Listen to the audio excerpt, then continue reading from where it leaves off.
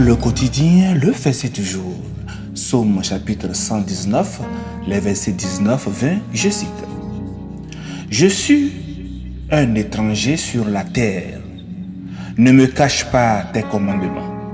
Mon âme est brisée par le désir qui, toujours, la porte vers tes lois. Fin de citation, glorifions le Seigneur. Le verset du jour nous enseigne l'importance cruciale de la parole de Dieu comme fondement de la vie et de notre foi. Bien-aimés, dans ce verset, le psalmiste se reconnaît comme un étranger sur la terre, nous rappelant notre statut temporaire dans ce monde et notre véritable citoyenneté dans le royaume de Dieu. Philippiens 3, le verset 20. Cette perspective céleste, dite dans le verset, devrait façonner notre manière de vivre, qui devrait nous inciter à chercher la guidance et la sagesse dans la parole de Dieu et nous guider dans toutes nos décisions. Dans le verset, l'expression de désir pour les commandements et les jugements de Dieu met en évidence la fin spirituelle qui devrait caractériser notre marche avec Dieu. Comme le psalmiste, nous devons désirer ardemment la parole de Dieu, la considérant plus précieuse que l'or et plus douce que le miel. Psaume 19, le verset 10. Comme le cerf soupire après les cours d'eau, que notre âme soupire ardemment après Dieu et sa parole. Psaume 42, le verset 1. Que notre désir pour Dieu et sa justice grandisse chaque jour. Bien-aimés, dans le verset, David, face à lui-même dans le miroir de la rivalité, s'exclame « Je suis un étranger sur la terre ». Pour chacun d'entre nous survient généralement cet instant de vérité où nous devons nous aussi reconnaître que le monde actuel n'est pas notre demeure. Les gens ou les choses sur lesquelles nous nous appuyions auparavant nous sont soudainement enlevés. Tout ce qui nous entoure paraît temporaire, fugitif. Notre vie elle-même semble une vapeur qui reste suspendue dans l'air quelques instants, qui se dissipe pour ne plus revenir. En réalisant cela, chers amis, les gens réagissent de différentes manières. Certains se lancent dans la poursuite du plaisir et du divertissement, mais y trouvent peu de véritable satisfaction.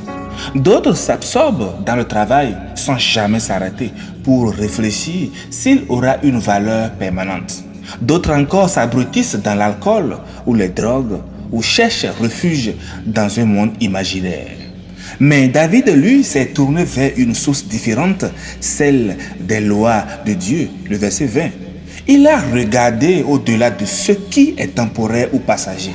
Il a compris que toute vie est finalement gouvernée par les lois de Dieu qui sont seules, permanentes et immuables.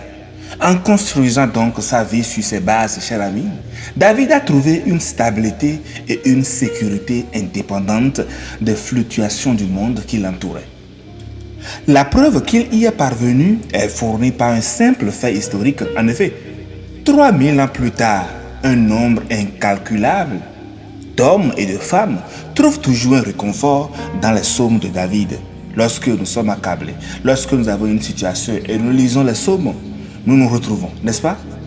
Au travers donc du verset, je nous exhorte, frères et sœurs, à cultiver un désir ardent pour la parole de Dieu, à la lire, à la méditer et à l'appliquer dans nos vies. C'est important, l'application. Comme le psalmiste, puissions-nous toujours nous tourner vers les commandements de Dieu pour trouver notre chemin, notre confort et notre espoir. Ne nous laissons pas distraire par les séductions de ce monde, mais restons plutôt ancrés dans la vérité éternelle de Dieu, en sachant que l'homme ne vivra pas de pain seulement, mais de toute parole qui sort de la bouche de Dieu. Et comme le dit Hébreux 13, le verset 14, car ici, nous n'avons pas de cité permanente, mais nous recherchons tous celle qui est à venir. Chers frères et sœurs, tout passe par la parole de Dieu, ton appui et aussi ta sécurité. Bonne méditation et paix de Christ sur tous. Alléluia chez vous. À toi de me secourir, oh Ebenezer. Jusqu'ici l'Éternel nous a secourus, oh Ebenezer. chaka bermego Shineke, Shineke, Shineke